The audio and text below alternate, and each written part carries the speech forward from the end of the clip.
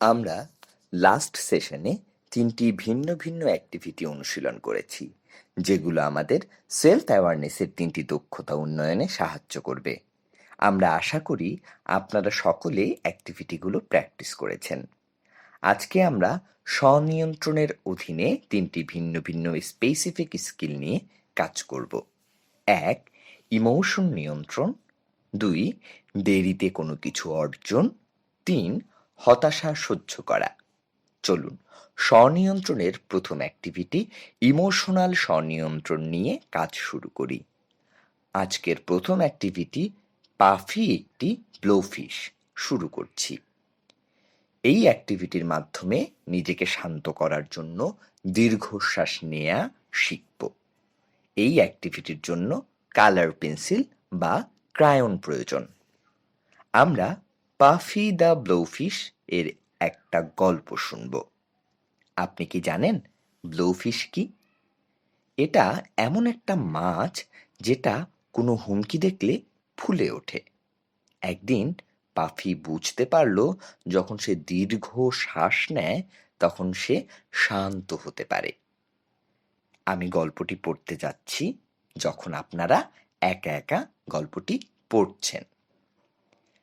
Puffy the Blowfish একটা সাগরে বাস করে।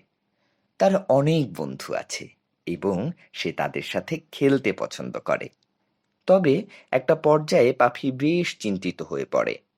তার বন্ধুরা তার সাথে থাকতে চায় না, কারণ সে তাদের সাথে খারাপ আচরণ করে এবং ক্ষিপ্ত হয়ে যায়।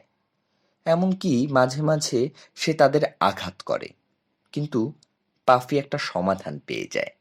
সে শিখে যায় কিভাবে শান্ত হতে হয়। এখন নিচের প্রশ্নটি নিয়ে চিন্তা করুন। পাফি কেন শান্ত হতে চেয়েছিল? চলুন গল্পের পরের অংশটি দেখি। একদিন বুঝতে পারল যদি সে দীর্ঘ শ্বাস নেয়, ফুলে ওঠে, তবে সে শান্ত হয় এবং বন্ধুদের সাথে আর খারাপ ব্যবহার করে না। সে শান্তভাবে বলতে পারে সে আসলে কি চায়। পাফি যখন ক্ষিপ্ত বা ভীত হয় তখন সে স্থির থাকে, সে সময় নেয়, দীর্ঘ শ্বাস নেয়, যতক্ষণ না পর্যন্ত সে তার দ্বিগুণ না হয়। অংশগ্রহণকারীরা, পাফি কিভাবে শান্ত হয়? এখন আমরা পাফির ছবি কালার করব। সবাই কি কালার করা শুরু করেছেন?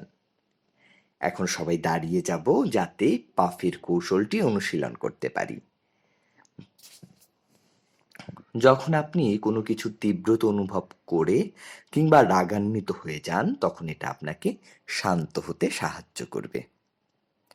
এখন আমরা ছবিটি দেখে সময় নিয়ে দীর্ঘ শ্বাস নেব যতক্ষণ পর্যন্ত পাফির মতো ফুলে না উঠি। তারপর আস্তে আস্তে শ্বাস ছেড়ে দেই। চলুন প্র্যাকটিস করি। আপনি ভান করুন যে ছবিটি তৈরি করেছেন তাতে আপনি জুস ফেলে দিয়েছেন। এখন আপনি কেমন বোধ করছেন? এবার পাফি যেমন করে তেমনি শান্ত হওয়ার জন্য ধীরে এবং গভীরভাবে নিঃশ্বাস নিন এবং ছাড়ুন। আপনি ভান করুন আপনি যে সিঁড়ি দিয়ে হাঁটছিলেন সেটার লাইটগুলো হঠাৎ বন্ধ হয়েছে এবং তখন সবকিছু অন্ধকার। আপনি কেমন বোধ করছেন? এবার পাফি যেমন করে তেমনি শান্ত হওয়ার জন্য ধীরে এবং গভীরভাবে নিঃশ্বাস নিন এবং ছাড়ুন। এই অ্যাক্টিভিটি থেকে আমরা পাফির কৌশল শিখতে পেরেছি। আমরা দীর্ঘ শ্বাস নেব যতক্ষণ পর্যন্ত আমরা ফুলে না উঠি। আমরা এই কৌশলটি ব্যবহার করতে পারি যখন আমরা রেগে যাই কিংবা ভীত হই। এই অ্যাক্টিভিটিটি ইমোশনাল স্বনিয়ন্ত্রণের স্পেসিফিক দক্ষতা উন্নয়নে সাহায্য করবে। অ্যাক্টিভিটিটির নাম আমি অপেক্ষা করতে পারি। এই অ্যাক্টিভিটিটির উদ্দেশ্য হলো আমরা যা করতে চাই তার আগে আমাকে যা করতে হবে তা শেষ করতে সহায়তা করবে। এই অ্যাক্টিভিটিটি সম্পূর্ণ করার জন্য আমাদের কালার পেন্সিল বা ক্রায়ন প্রয়োজন। প্রায়ই আমাদের নিজেদের কন্ট্রোল করতে হয় এবং অপেক্ষা করতে হয়। উদাহরণস্বরূপ, আমরা হয়তো একটা বড় চকলেট এবং ভ্যানিলা আইসক্রিম, অনেক ফলমূল, ক্যান্ডি বা আরও অনেক কিছু খেতে চাই। আপনি কি কল্পনা করতে পারেন? প্রত্যেকে নিজের জায়গায় অবস্থান করুন এবং কল্পনা করুন আপনি খুবই মজাদার একটি আইসক্রিম খাচ্ছেন। আপনি কোনো সাউন্ড করবেন, এটা বোঝাতে যে আইসক্রিমটি অনেক মজার ছিল। এমনকি আইসক্রিম খুব মজার হলেও আমাদের মাঝে মাঝে কন্ট্রোল করা উচিত, কেননা খুব বেশি খাওয়ার ফলে আমরা অসুস্থ হয়ে যেতে পারি। আমরা এখন একটি ছবি কালার করব, কিন্তু তার আগে আমাদের আরও কিছু করতে হবে। আপনি কালার করা শুরু করবেন যখন ছবিতে সার্কেলগুলো সম্পূর্ণ করবেন। ডটগুলো কানেক্ট করুন। সার্কেলগুলো হয়ে গেলে আপনি ছবিতে দেয়া নভোচারীর ছবিটি কালার করুন।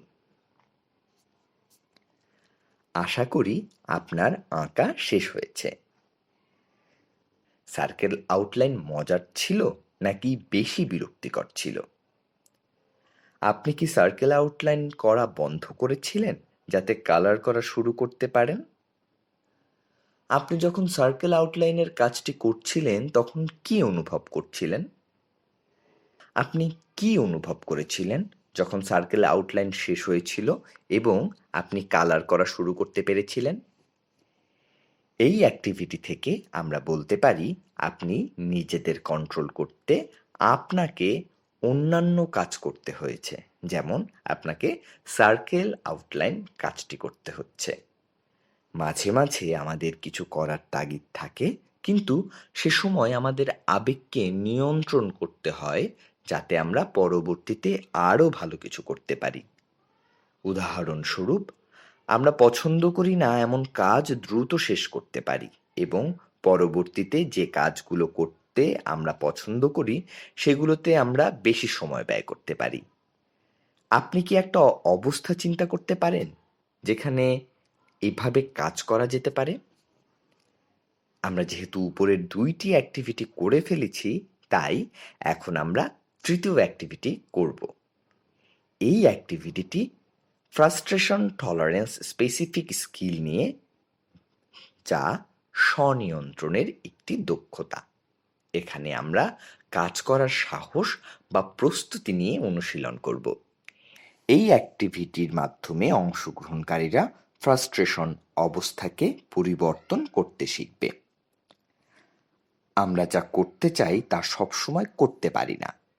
মাঝে মাঝে আমাদের অন্য কোনো কাজ আগে শেষ করতে হয়। উদাহরণস্বরূপ, ছুটিতে যাবার আগে আমাদের যা কাজ আছে তা শেষ করতে হবে। ঘুমোতে যাবার আগে আমাদের ব্রাশ করতে হবে। খেলতে যাবার আগে আমাদের নিশ্চিত করতে হবে আমরা সঠিক পোশাক পরেছি। মাঝে মাঝে আমরা যেটা করতে চাই তা করতে না পারলে আমরা ক্ষিপ্ত হই এবং দুঃখ পাই। এটাই মূলত ফ্রাস্ট্রেশন বা হতাশা। আমরা আজকে শায়লা নামের একজনের একটি গল্প শুনব। আমি একজন সুপার হিরোর সাথে পরিচয় করিয়ে দেব যে কঠিন সময়ে আমাদের অনেক সাহায্য করে। চলুন শুরু করি। শায়লা তার নোটবুকে সব কিছু লিখে রাখছে, যা যা তার শিক্ষক বোর্ডে লিখছে। এটা লম্বা একটা বাক্য। এখন ছুটির সময়, কিন্তু তার এটা খাতায় লেখা ছাড়া ক্লাস থেকে বের হতে পারছে না। শায়লা খুব চিন্তিত হয়ে পড়েছে, কারণ সে জানে সে দ্রুত লেখাটা শেষ করতে পারবে না এবং যেখানে সে খুব তাড়াতাড়ি ছুটিতে যেতে চায়। অংশগ্রহণকারীরা, এই ধরনের ঘটনা আপনার সাথে কি কখনো হয়েছে? শায়লা কি অনুভব করছে? ছবিটি খুব ভালোভাবে দেখুন। এরকমটি ঘটলে আপনি কি অনুভব করবেন তা আপনার ফেস দিয়ে বোঝানোর চেষ্টা করুন। আপনি যা অনুভব করছেন সেটাকে হতাশা বা ফ্রাস্ট্রেশন বলে। এটা অনেকগুলো ইমোশনের সম্মিলিত রূপ, যেমন ক্রোধ, দুঃখ এবং হতাশা। চলুন গল্পের পরের অংশ দেখা যাক। কিছু সময় পর কয়েকজন শিশু ছুটিতে যাবার জন্য তৈরি হয়ে পড়ে, কিন্তু শায়লা এখনো তার বাক্যটির লেখা শেষ করতে পারেনি। সে অ্যাক্টিভিটি লিখতে গিয়ে ভুল করেছে এবং এখন সে বেশ মরিয়া হয়ে পড়েছে, কারণ তাকে এটা আবার লিখতে হবে এবং তার আগে এটা মুছে ফেলতে হবে। সে খুব খারাপ অনুভব করছিল, এমনকি সে কান্না কান্না অনুভব করছিল। সে শুধু ছুটিতে যেতে চায় এবং সেটা অতি দ্রুত। এখন অংশগ্রহণকারীরা একটা প্রশ্ন নিয়ে চিন্তা করুন। কেন শায়লা এরকম হতাশা বোধ করছিল? সে কি চেয়েছিল? কেন সে এটা করতে পারেনি? সে হতাশা বোধ করছিল কেননা সে তার লেখাটা শেষ করেনি এবং একটি ভুল করেছিল। সে ছুটিতে যেতে চেয়েছিল, কিন্তু সে এটা করতে পারেনি কারণ তাকে লেখাটি শেষ করতে হবে আগে। এখন গল্পের শেষ অংশটি শুনব। শায়লা বাইরে যেতে চেয়েছিল কারণ এটা ছুটির সময়, কিন্তু সে পারেনি কারণ সে তার লেখা শেষ করতে পারেনি। সে কান্না শুরু করে এবং লেখা থামিয়ে দেয়। সে খুব খারাপ অনুভব করে এবং নিজে নিজে বলা শুরু করে যে সে কখনোই লেখা শেষ করতে পারবে না। আপনি কি মনে করেন শায়লা লেখাটি শেষ করতে পারবে না? সে কি করতে পারে? আপনি তাকে কি বলতেন? হ্যাঁ, সে পারবে, কারণ সে অলরেডি বাক্যটির একটা অংশ লিখে ফেলেছে। তার শুধুমাত্র শান্ত হতে হবে এবং লিখতে হবে। এখন নিজের প্রশ্নগুলো নিয়ে ভাবুন এবং নিজে নিজে উত্তর দিন। এই ধরনের কোনো ঘটনা কি আপনার সাথে হয়েছে, যেমনটা শায়লার সাথে হয়েছে? যখন আপনার কাজটি শেষ করতে হবে কিন্তু আপনি শেষ করতে পারছেন না, আপনি তখন কি ইমোশন অনুভব করেন? আপনি কি চিন্তা করেছিলেন? আপনি কি করেছিলেন? এখন আমরা একজন সুপার হিরোর সাথে পরিচিত হব, সুমন। সে একজন বন্ধু। তাকে আমরা ডাকতে পারি যখন আমরা হতাশা অনুভব করি। যখন আমরা বলি কিছু পরিবর্তন করতে আমাকে সাহস দাও, তখন মনির তার এই সুপার পাওয়ার ব্যবহার করে আমাদের সাহস জোগাতে সাহায্য করে। বিভিন্ন সমস্যা এবং কঠিন কোনো কিছু ফেস করতেও এই সুপার পাওয়ার আমাদের সাহায্য করে। শ্বাস নেওয়ার সময় আমাদের বাক্যটি পুনরাবৃত্তি করতে হবে এবং মনির আমাদের সহায়তা করবে। চলুন চোখ বন্ধ করি এবং একটা অবস্থা কল্পনা করি যেমনটা শায়লার ক্ষেত্রে হয়েছিল। আমরা কি অনুভব করি? যেমন হতাশা, দুঃখ কিংবা উদ্বিগ্ন। এখন মনিরকে ডাকি যেন সে আমাদের সাহস জোগাতে সাহায্য করে এবং আমরা যে কোনো চ্যালেঞ্জ ফেস করে সমস্যা সমাধান করতে পারি। আমরা কি করতে পারি? শায়লার কাজে সাহায্য করার জন্য আমরা কিছুক্ষণ ব্রেইনস্টর্ম করব এবং তারপরে শায়লা তার কাজ শেষ করতে কি করতে পারে তার একটা তালিকা তৈরি করুন। আমি আশা করি আপনারা পুরোপুরিভাবে কাজ শেষ করেছেন। সুতরাং আমরা বলতে পারি শায়লা কি করতে পারে সেই বিষয়ে আইডিয়া দেওয়ার জন্য মনিরকে অভিনন্দন। আপনি কি মনে করেন মনির আমাদের সাহায্য করতে পারে? কি ধরনের সিচুয়েশনে? আমরা তাকে কিভাবে ডাকতে পারি?